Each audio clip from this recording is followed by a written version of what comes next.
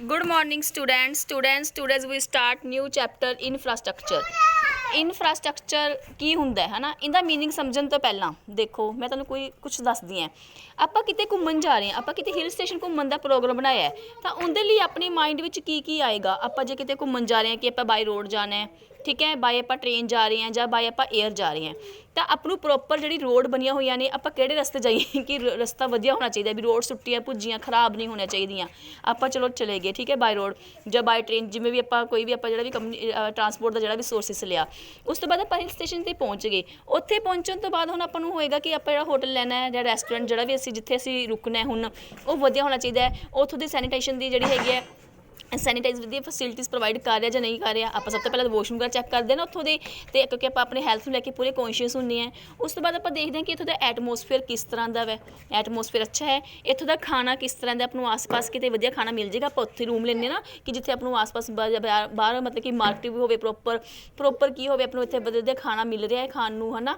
उस तो बाद आप देखते हैं कि इत्थे की हैल्थ को नूं लैके आप बीमार हो सकते हैं, आपको वॉमिटिंग्स लग सकती हैं, आप डिग सकते हैं। आप ये भी तो मन के चलते ना, सारा कुछ अजूम करके चलते हैं अपन, तो मैडिकल फैसिलिटीज़ प्रोवाइड हो रही या नहीं हो रही। इत्थों का बैंकिंग सिस्टम है या नहीं, क्योंकि आप हुण इन्ना कैश नाल लैके तो जाते नहीं, तो अपन होएगा कि ATM की फैसिलिटीज़ या बैंकिंग सिस्टम इत्थे प्रॉपर काम कर रहा या नहीं कर रहा है ना। अपने माइंड में सारा कुछ आंदा है ना। उस तो बाद फिर हैल्थ में लैके आप खाना देखते हैं कि अपनों इत्थे खाना वधिया मिल रहा या नहीं मिल रहा। तो इत्थे की है हुण मैडिकल फैसिलिटीज़ देखते हैं आप कि आपनू अगर आप बीमार हो जाने हैं तो आपनू प्रॉपर मैडिकल फैसिलिटीज़ मिलणगियां कि नहीं। तो ये सारी चीज़ों का आप ध्यान रखते हैं। ये सारी चीज़ों जो आप कंबाइन कर दिए तो आप इन्हों सब किंदे विच इंकलूड करांगे, तो इन्हों सब हुई इंफ्रास्ट्रक्चर दे विच। तो यही तो है इंफ्रास्ट्रक्चर जो चैप्टर आप पढ़ना है, यानी कि इंफ्रास्ट्रक्चर का मतलब की हो गया कि it refer to all such activities. इहदे विच सारियां एक्टिविटीज़ आंदियां ने service and facilities which are need to provide different kind and service in on economy, जिहड़े कि सानू अपनी जरूरत के अकॉर्डिंग अपनू साडी इकोनमी है और अलग अलग टाइप्स दी सर्विस ते अपनू की एक्टिविटीज़ की है प्रोवाइड करती है। अपनी जरूरत है, अपनू रोड्स की वजह जरूरत है, अपनू मैडिकल फैसिलिटीज़ चाहिए, अपनू हैल्थ फैसिलिटीज़ चाहिए, सानू बैंकिंग सिस्टम चाहिए, सानू कम्युनिकेशन सोर्सिस चाहिए ने, तां जो असीं अपनी गल एक थां तो दूजी थां ते पहुँचा सकीए। तो उन्होंने ही बोलते हैं इंफ्रास्ट्रक्चर। क्लीयर। हुण इंफ्रास्ट्रक्चर के देखो मैंने एक फ्लो चार्ट बना के तुहानूं सेंड किया है, तुहाडी बुक दे विच भी है सारा कुछ, साडी बुक का भी पेज भी मैं दिखाऊंगी।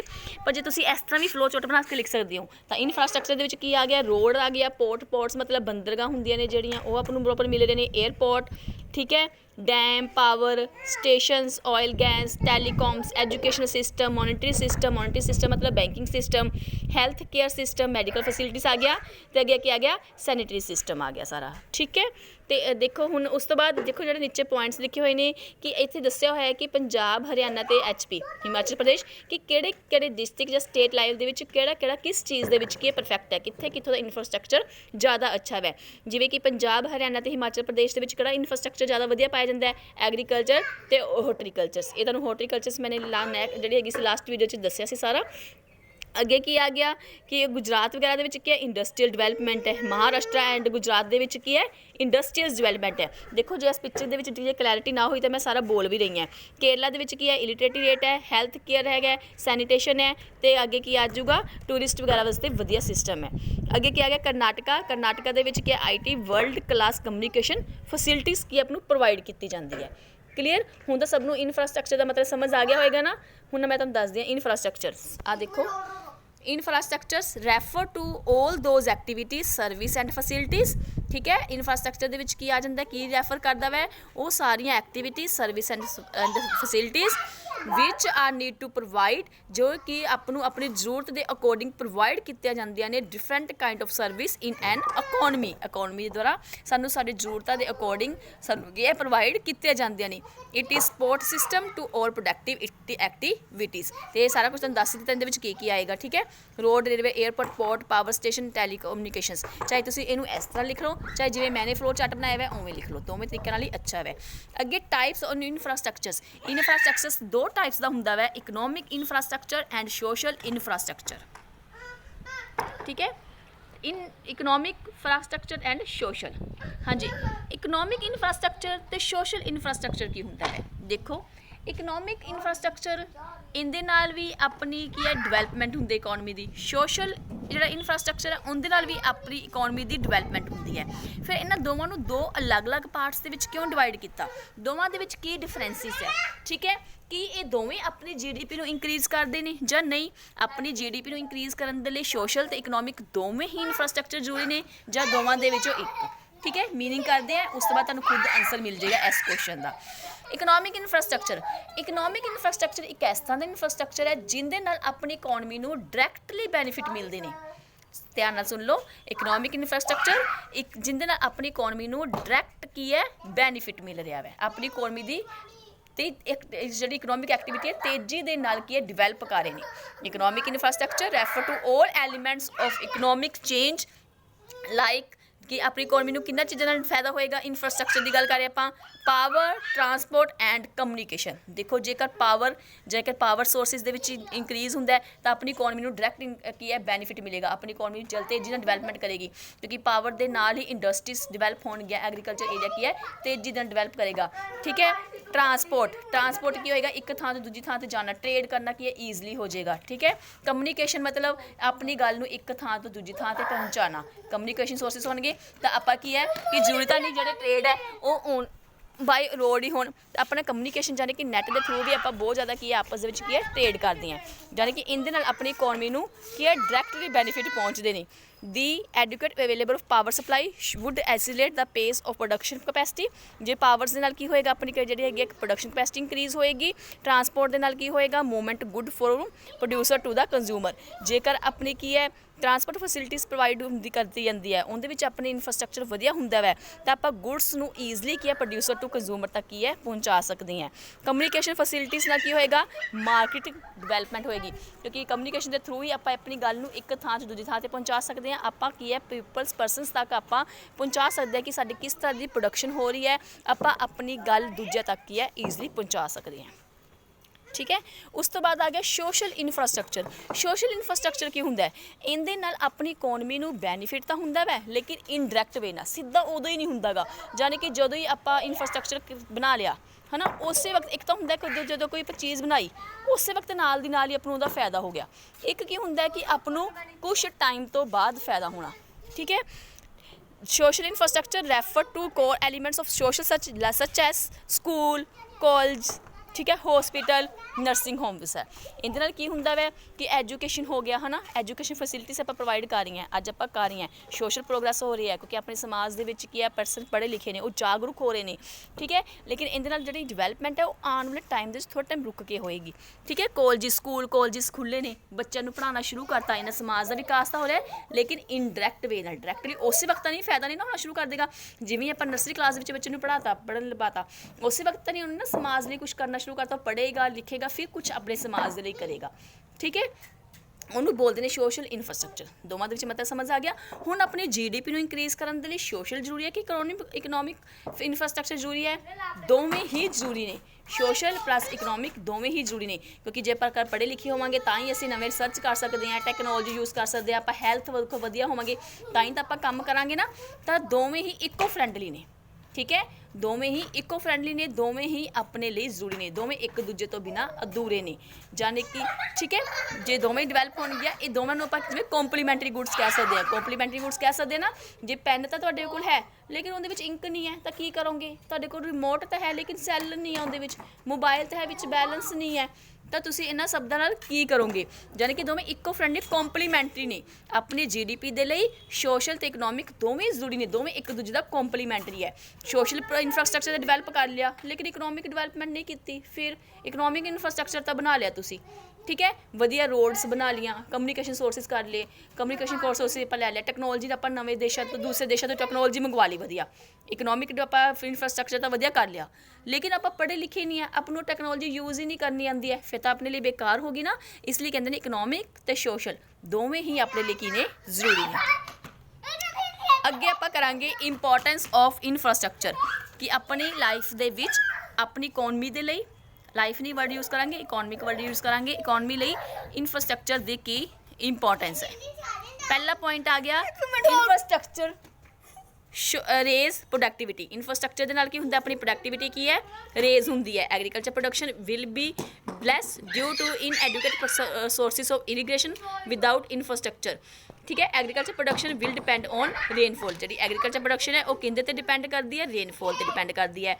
ਤੇ ਜਿਹੜੀ ਇੰਡਸਟਰੀਅਲ ਪ੍ਰੋਡਕਸ਼ਨ ਹੈ without sources of energy such as coal, petroleum and electricity will be less. ਕਹਿੰਦੇ ਆਪਾਂ ਇੰਡਕਸ਼ਨ ਜਿਹੜੀ ਇੰਡਸਟਰੀਅਲ ਪ੍ਰੋਡਕਸ਼ਨ ਨੂੰ ਆਪਾਂ ਇੰਕਰੀਜ਼ ਨਹੀਂ ਕਰ ਸਕਦੇਗੇ ਜੇਕਰ ਆਪਣੇ ਕੋਲ ਸੋਰਸ એનર્ਜੀ ਦਾ ਸੋਰਸਿਸ ਨਹੀਂ ਹੈ। Without sources of energy we can not develop ਦਾ ਪ੍ਰੋਡਕਸ਼ਨ ਆਫ ਇੰਡਸਟਰੀਅਲ ਗੁੱਡਸ। ਕਿਉਂਕਿ ਇੰਡਸਟਰੀਅਲ ਗੁੱਡਸ ਦੀ ਪ੍ਰੋਡਕਸ਼ਨ ਦੇ ਲਈ ਸਭ ਤੋਂ ਮੇਨ ਸੋਰਸਿਸ ਕੀ ਹੈ, ਬਿਜਲੀ, ਪਾਵਰ ਹੋਣੀ ਚਾਹੀਦੀ ਹੈ।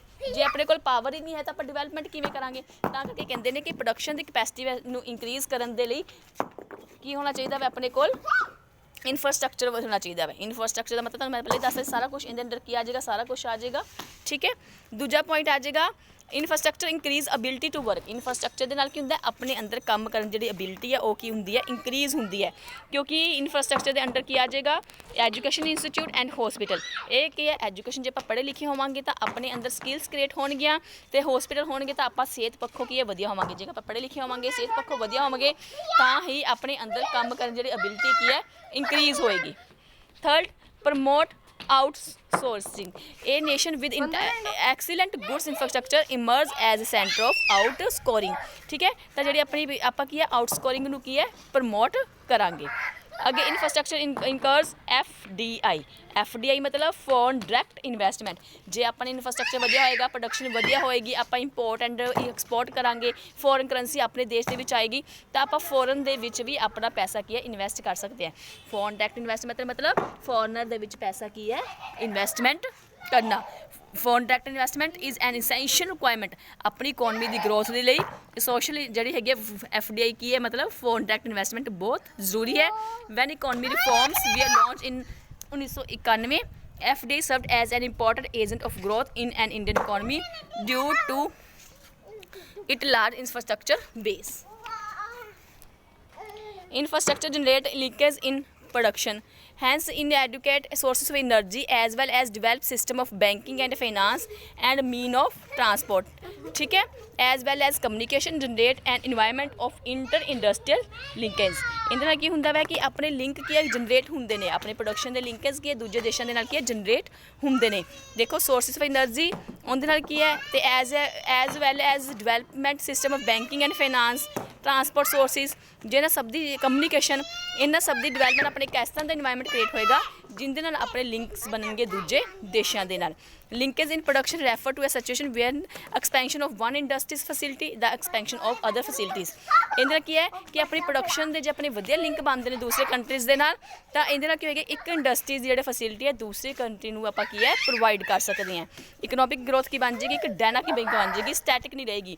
ਹੁਣ ਆਪਣੀ ਇਕੋਨਮੀ ਇੱਕ ਡਾਇਨਾਮਿਕ ਸਟੈਟਿਕ ਬਣ ਜਾਏਗੀ, ਯਾਨੀ ਕਿ ਗਤੀ ਹੋਏਗੀ ਜਿਹਦੇ ਵਿੱਚ, ਉਹ ਯਾਨੀ ਕਿ ਇੱਕ ਥਾਂ 'ਤੇ ਸਟੈਗਨੈਂਟ ਇਕੋਨਮੀ ਨਹੀਂ ਹੋਏਗੀ, ਇੱਕ ਥਾਂ 'ਤੇ ਖੜੀ ਹੋਈ ਇਕੋਨਮੀ ਨਹੀਂ ਹੋਏਗੀ। ਉਹਦੇ ਵਿੱਚ ਕੀ ਹੋਏਗਾ, ਡਾਇਨਾਮਿਕ ਚੇਂਜਿਸ ਆਉਣਗੇ, ਲਗਾਤਾਰ ਚੇਂਜਿਸ ਆਉਣਗੇ, ਲਗਾਤਾਰ ਆਪਾਂ ਪ੍ਰੋਗਰੈਸ ਕਰਾਂਗੇ, ਡਿਵੈਲਪ ਕਰਾਂਗੇ। Better quality of life, well developed infrastructure lead to better quality of life. ਕੀ ਹੈ ਕਿ ਜੇਕਰ ਇਨਫਰਾਸਟ੍ਰਕਚਰ ਵਧੀਆ ਹੋਏਗਾ ਤਾਂ ਆਪਾਂ ਬੈਟਰ ਲਾਈਫ ਆਫ ਕੁਆਲਿਟੀ ਨੂੰ ਕੀ ਹੈ, ਲੀਡ ਕਰ ਸਕਦੇ ਹਾਂ। Health, water supply and sanitations have a positive impact of our health. ਤਾਂ ਇਹਦੇ ਨਾਲ ਕੀ ਹੋਏਗਾ ਕਿ ਜੇਕਰ ਵਧੀਆ ਵਾਟਰ ਦੀ ਸਪਲਾਈ ਹੋਏਗੀ, ਸੈਨੀਟੇਸ਼ਨ ਫੈਸਿਲਿਟੀਜ਼ ਵਧੀਆ ਪ੍ਰੋਵਾਈਡ ਕੀਤੀਆਂ ਜਾਣਗੀਆਂ।